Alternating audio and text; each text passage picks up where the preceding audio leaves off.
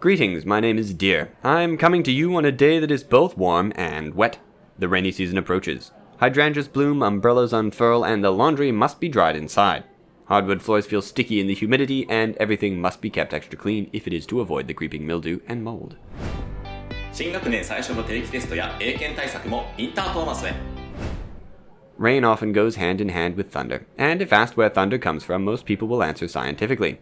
If we ask people from whom the thunder comes, many will simply say God. Those with a more classical bent will say Zeus. The most Anglo-saxon answer would naturally be Thor, for whom we have named Thursday, and who remains, to little marvel, popular to this day. To the ancients, Thor was simply Northern Zeus. Zeus was, of course, Greek Jupiter. This is the very logical reason why the star of Thursday is Jupiter. Jupiter is Zeus and Zeus is Thor. Thursday, Jupiter.